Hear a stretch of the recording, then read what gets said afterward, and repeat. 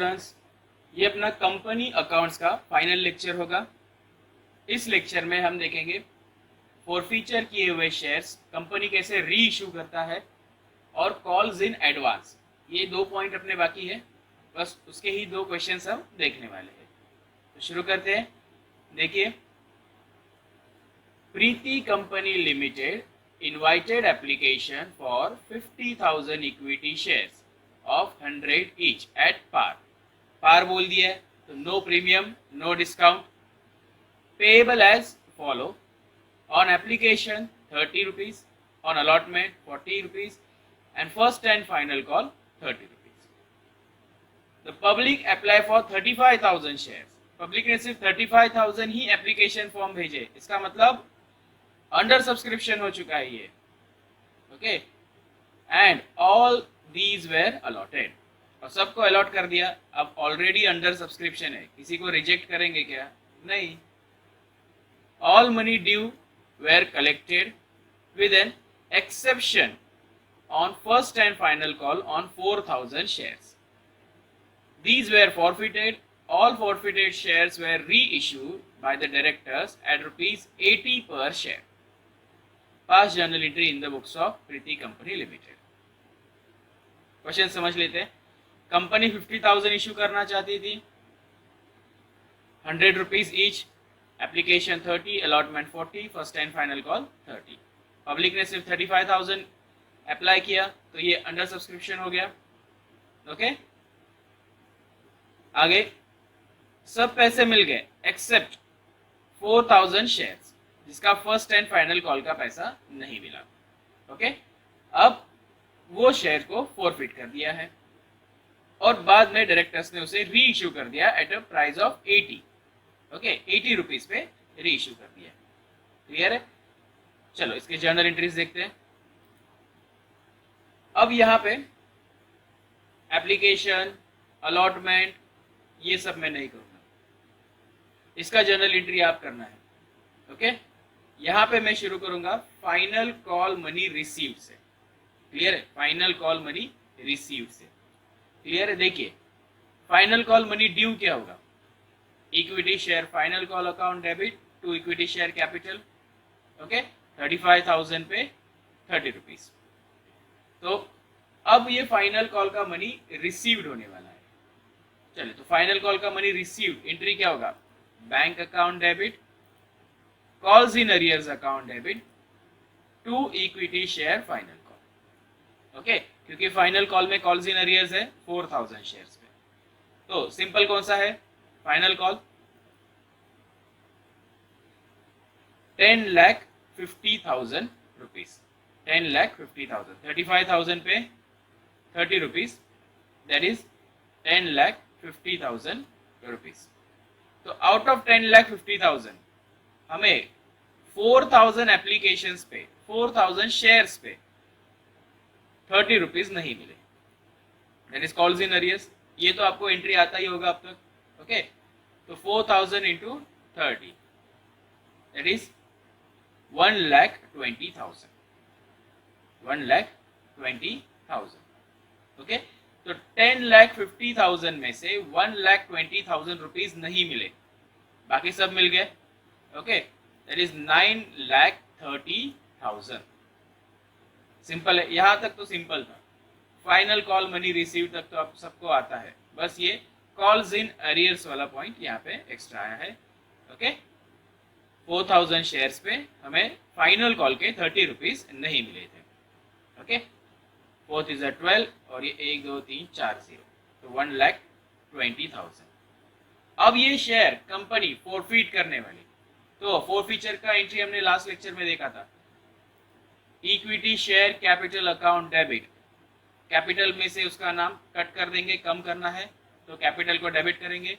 एक और लिस्ट में उसका नाम होता है, that is calls in arrears, वहां से भी उसका नाम कट करना है तो उससे हम क्रेडिट कर देंगे। Okay, to share forfeiture account.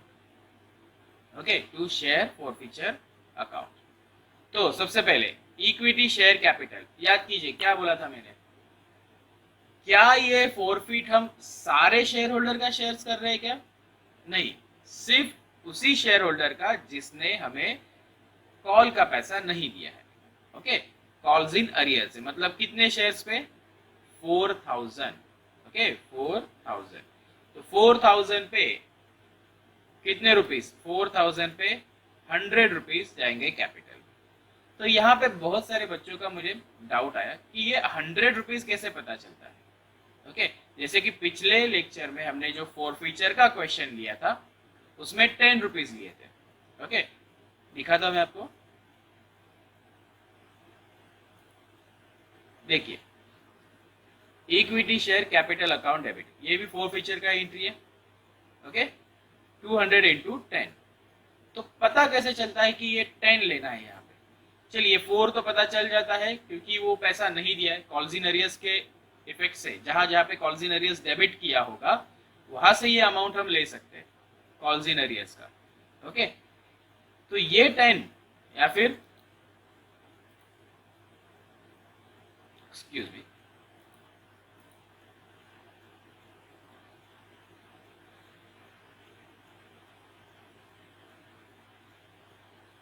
ये 100 कैसे पता चलता है?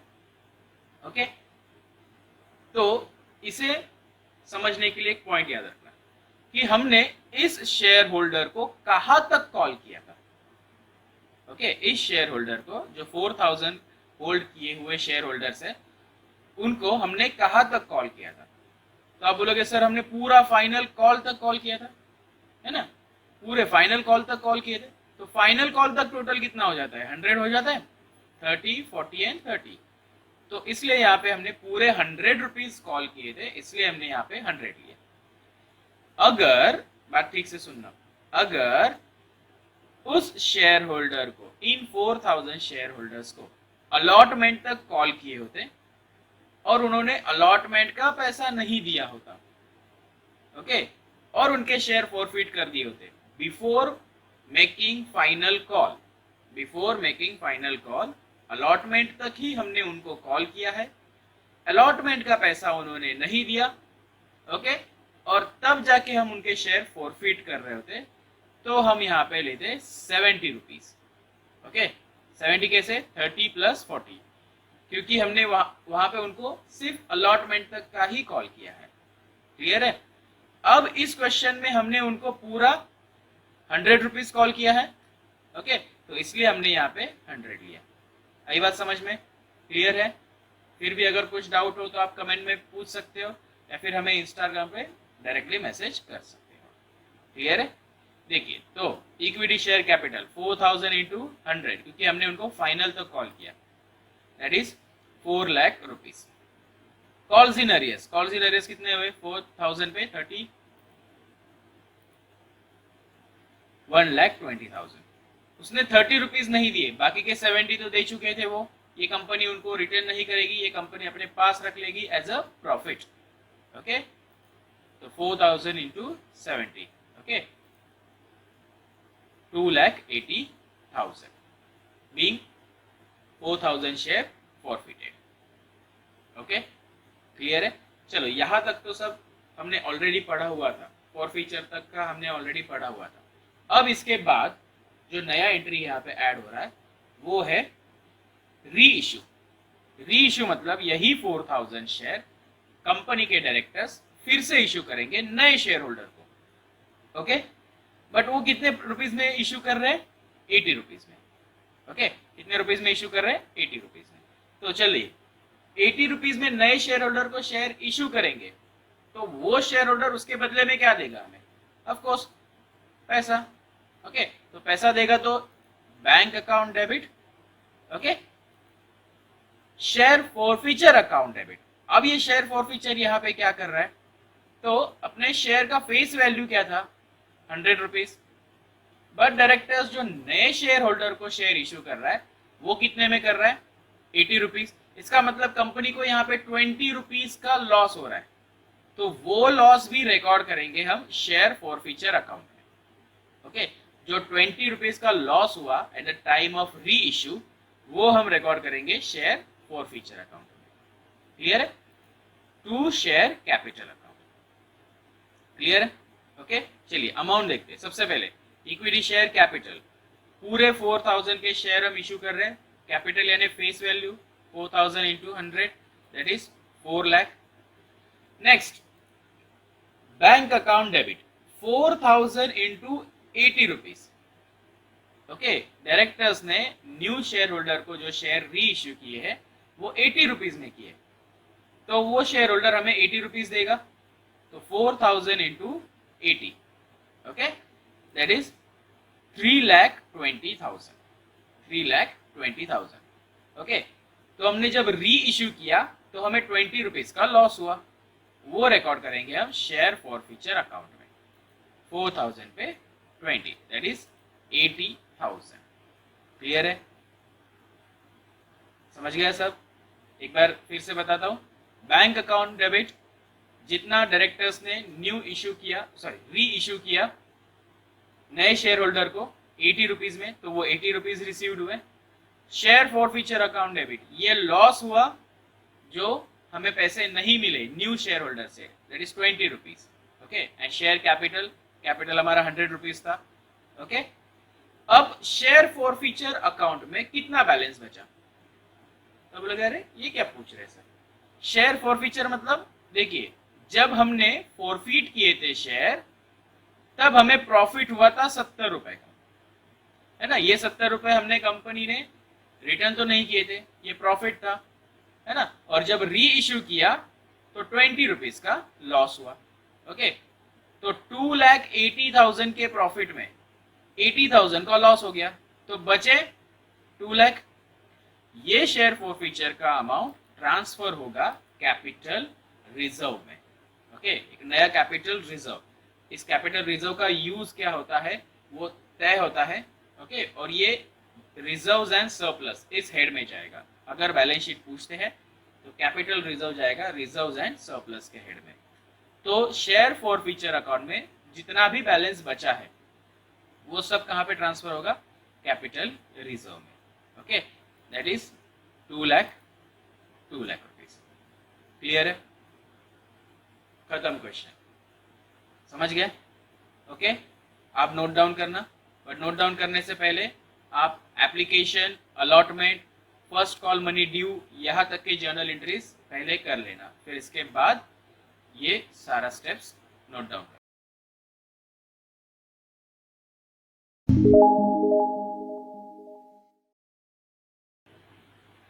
तो अपना last point, calls in advance.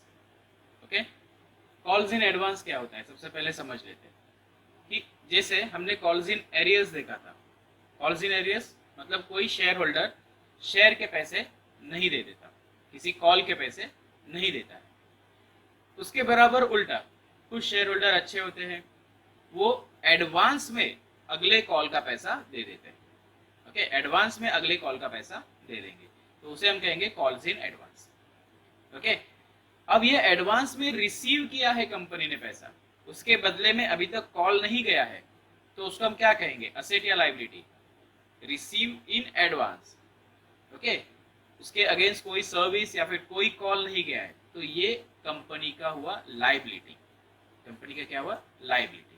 Okay, याद रखना ये पॉइंट। चलिए अभी हम क्वेश्चन देखते हैं। Calls in advance, company issue 5000 equity shares payable as follow on application to allotment 5 and final call 3. Okay, one shareholder pay final call in advance on his 100 shares. Okay, तो company 5000 share issue करना चाहती है। Okay, 10 रुपए के उनके face value है, और एक शेयर होल्डर है जिसके पास 100 शेयर्स है, उसने एडवांस में फाइनल कॉल का पैसा दे दिया। तो अब मुझे बताइए, फाइनल कॉल का पैसा उसने एडवांस दिया तो वो कब दिया होगा? उसके पहले वाले इंस्टॉलमेंट में। समझ रहे हो? फाइनल कॉल का पैसा उस शेयर होल्डर ने कब दिया होगा? उसके पहले वाले इंस्टॉलमेंट में। क्लियर है? आप मार्च का पैसा ओके एडवांस दे रहे हो, मार्च का पैसा एज्यूम करते हैं, मार्च का पैसा एडवांस दे रहे हो, मार्च का रेंट एडवांस दे रहे हो, कब दोगे? अप्रैल में या फरवरी में? फरवरी में। समझ गए ना मेरा बात? ओके, आप मार्च का पैसा अगर आप एडवांस दे रहे हो तो वो कब दोगे? फरवरी में। क्लियर है? सेम वैसे ही अगर वो फाइनल कॉल का पैसा दे रहा है तो वो उसके पहले वाले इंस्टॉलमेंट में उन्होंने दिया होगा। तो पहला वाला इंस्टॉलमेंट कौन सा है? अलॉटमेंट। क्लियर है? समझ गए? तो यहाँ पे भी हम सिर्फ उतने ही इंक्रीज करेंगे जितना इस केस के लिए रिक्वायरमेंट है। Application received, application transfer to capital आप लोग करना। क्लियर है? Allotment money due, allotment money due का एंट्री क्या होगा? Equity share allotment to equity share capital, है ना? 5000 पे 5 रुपीज। अब देखिए, equity share allotment to equity share capital 5000 पे 5 रुपीज। जब हमने अलॉटमेंट कॉल किया था तो हमें पता था कि वो हमें एडवांस में पैसा देने वाला है? नहीं। तो कॉल के एंट्री में कॉल्स इन एडवांस का कोई इफेक्ट नहीं होगा। कॉल के एंट्री में कॉल्स इन एडवांस का कोई इफेक्ट नहीं होगा। क्लियर है? जब हमने कॉल किया था अलॉटमेंट के लिए तब हमें पता नहीं था कि एक शेयर होल्डर हमें एडवांस में पैसा देने वाला है। समझ रहे मेरा बात? अब आगे 5000 into 5 that is 25,000 rupees. Now we are receiving a allotment money. Allotment money received. तो यहाँ पे कैसे एंट्री होगा? ठीक से ध्यान दीजिए। अपना basic entry, bank account debit to equity share allotment, ये तो अपना बेसिक एंट्री है। ओके, अब यहाँ पे हम एडवांस में पैसे रिसीव कर रहे हैं तो ये अपनी लायबिलिटी हुई to calls in advance account, to calls in advance account. Clear है? ओके, हमने एडवांस में पैसा रिसीव किया है तो कॉल्स इन एडवांस अपनी लायबिलिटी हुई। क्लियर है? तो यहाँ पे इक्विटी शेयर अलॉटमेंट के 25,000। अब जिसने हमें एडवांस में पैसे दिए हैं उसके पास कितने शेयर्स थे? 100 रुपीज। और उसने कौन सा पैसा एडवांस में दिया है? फाइनल कॉल का। तो 100 रुपीज ऑन, सॉरी 100 शेयर्स पे 3 रुपीज फाइनल कॉल के, 100 शेयर्स पे 3 रुपए फाइनल कॉल के, दैट इज 300 रुपीज ये एडवांस में मिले हैं। तो टोटल मिला के इस स्टेप में 25,300 रुपीज रिसीव्ड हुए। समझ में आया? टोटल मिला के इस स्टेप में 25,300 रिसीव हुए, जिसमें के 25,000 हमारे अलॉटमेंट के हैं और 300 rupees advance for final call का। क्लियर है? अब इसके बाद final call money due, call जाएगा फाइनल कॉल के लिए equity share final call to equity share capital account 5,000 into 3। अब यहाँ पे बोलोगे सर 5,000 क्यों? क्योंकि हमने ऑलरेडी 100 पे पैसे तो रिसीव कर लिए हैं, तो 4,900 शेयर होल्डर्स को ही कॉल जाना चाहिए। तो नहीं, हम यहाँ पे कॉल सबको करेंगे। ओके, 5,000 इंटू 3 रुपीज कॉल सबको करेंगे। 5,000 पे 3 रुपीज दैट इज 15,000। अब यहाँ पे पॉइंट याद रखना, यहाँ पे एंट्री होगा फाइनल कॉल का bank account debit to equity share final call, basic entry. Final call का अमाउंट कितना है? 15,000। 15,000 लिख लिया हमने।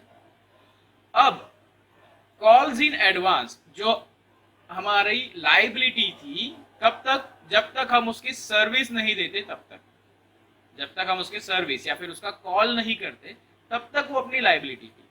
अब तो हमने कॉल कर दिया तो वो अभी अपनी लायबिलिटी नहीं रही, तो लायबिलिटी से हटा देना है, क्रेडिट से हटा देना है, तो उसको हम लिखेंगे डेबिट में calls in advance account debit. Clear ये पॉइंट? ओके, ये कॉल्स इन एडवांस हम ऐसे एज्यूम करते हैं कि जनवरी में अलॉटमेंट कॉल किया था, ओके, और मार्च में फाइनल कॉल करने वाले, तो जनवरी टू मार्च इस पीरियड में, ओके, जनवरी फरवरी मार्च 3 मंथ्स के लिए, ओके, ये कॉल्स इन एडवांस अपनी लायबिलिटी थी। बट आफ्टर 3 मंथ्स जैसे ही हमने फाइनल कॉल किया तब ये अपनी लायबिलिटी खत्म हो चुकी है, तो हमने उसको डेबिट कर दिया, calls in advance account debit. तो 15,000 में से 300 हमने ऑलरेडी रिसीव किए हैं, वो है कॉल्स इन एडवांस। अब बाकी लोगों ने हमें पैसा दिया होगा, कितने लोग, मतलब कितने अमाउंट? 15,000 में से 300 ऑलरेडी रिसीव, तो 14,700। क्लियर है? ओके, यहाँ पे आपका चैप्टर खत्म हो जाता है। ओके, इतने ही पॉइंट्स थे इस चैप्टर में, कॉल्स इन एडवांस तक। ओके, आई होप आपको सारे लेक्चर्स पसंद आए हैं। आप हमारे पेज को लाइक कर सकते हैं फेसबुक पे, इंस्टाग्राम पे और यूट्यूब पे। अपने दोस्तों के साथ ये लेक्चर्स शेयर कीजिए, कमेंट कीजिए आपको कैसे लगे लेक्चर्स। ओके, और लाइक कर दीजिए और सब्सक्राइब करके रखना, क्योंकि जल्द ही हम नेक्स्ट चैप्टर लेके आएंगे। ओके, तो मिलते हैं नेक्स्ट लेक्चर।